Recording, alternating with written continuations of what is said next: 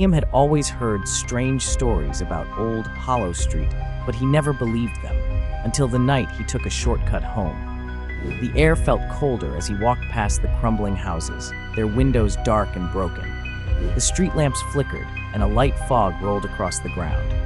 That was when he saw it, a door standing in the middle of the road. Not a doorway in a building, just a single wooden door, upright, with nothing behind it. It was painted deep red, and on its surface were odd carvings that seemed to twist and change when he looked at them. Curiosity pulled Liam closer. He reached out and touched the handle. It was ice cold, and the moment his fingers brushed it, the fog thickened. A quiet creak echoed as the door swung open on its own. On the other side was not the street, but a hallway lit by dim golden lamps. The air smelled of dust and something sweet, like old flowers. Without thinking, Liam stepped through. The moment he did, the door slammed shut behind him and vanished. He was trapped. The hallway stretched far into the distance, lined with hundreds of closed doors. Each one was a different color, and from behind some he could hear faint sounds, whispers, laughter, music, and from one, a sound like rushing water. As he walked, one door caught his attention. It was black and covered with strange silver symbols that glowed faintly. He bent closer, trying to listen, and heard a voice whisper, "Help me." Before Liam could open it, a shadow moved at the far end of the hallway. It was tall and thin, with glowing white eyes that didn't blink. It began to move toward him silently. Liam's heart pounded as he stepped back. The doors around him started rattling, as if something inside was trying to get out. The shadow raised a long, bony arm and pointed at him. Suddenly, one of the doors behind Liam burst open, and a blast of icy wind pulled him inside. He tumbled onto a snowy mountain peak under a black sky filled with strange green lights. The wind roared, and in the distance, he saw a tower made entirely of glass. The same whispering voice spoke again, but this time it was clearer. "Find the tower. Bring the key." Liam noticed something heavy in his pocket and pulled out a small silver key shaped like a star. He didn't remember having it before. As he trudged toward the tower, the snow under his feet began to crack. He glanced down and saw faint shapes moving beneath the ice, long, twisting shadows that followed him. Suddenly, the ground gave way, and he fell into a frozen tunnel. The key slipped from his hand, sliding ahead of him. He scrambled after it, but the tunnel walls began to close in, the ice forming sharp spikes. Just before they trapped him, a panel of the ice slid open, revealing a hidden doorway. He dove through and landed inside the glass tower. The walls shimmered like water, and in the center stood a tall pedestal with a glowing box.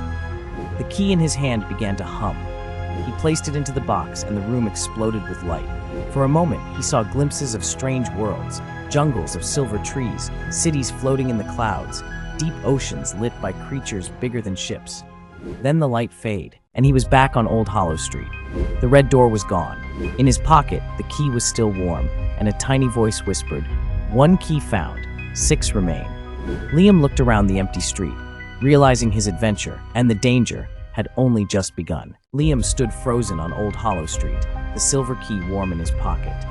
The voice that whispered, "One key found, 6 remain," still echoed in his head.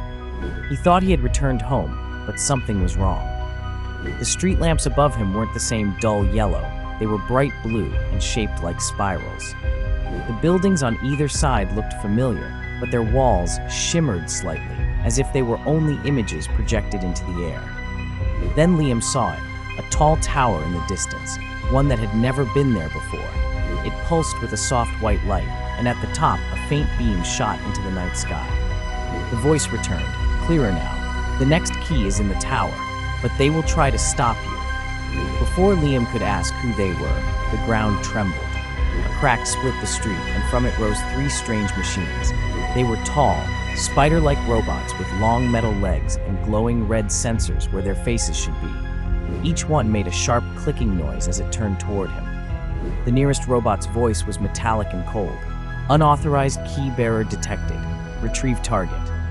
Liam ran. The robots moved fast, their legs clanging against the pavement.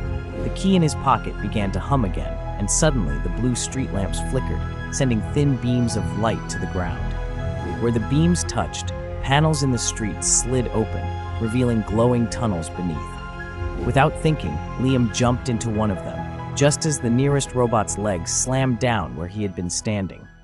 He landed on a moving platform, speeding through a transparent tube. Outside the tube, strange creatures swam in the air as if the world itself were underwater. The platform stopped abruptly at a round chamber where a woman in a silver suit waited. She had bright white hair and eyes that glowed faintly blue. "You're the one the door chose," she said. "That means you can travel between worlds without breaking them." She handed him a small wristband. "This will help you open the gates.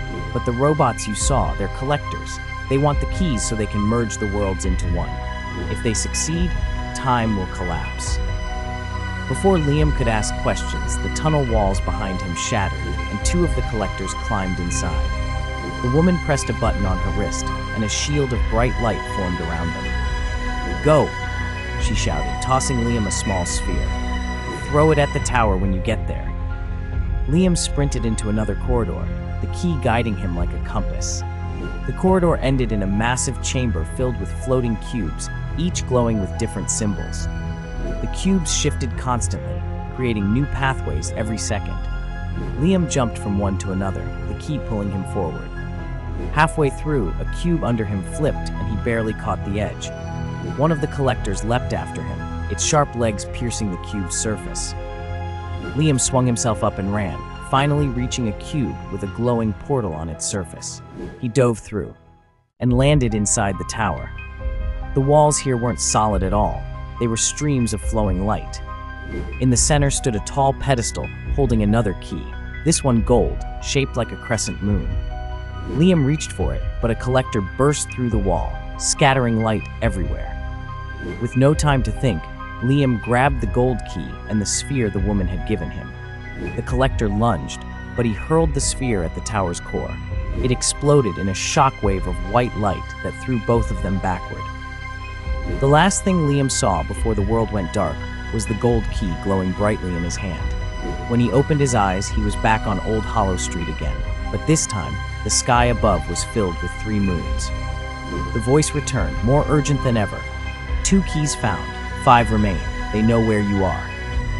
And in the distance, he saw the red door reappear. Only now, it was wide open, and something huge was stepping through.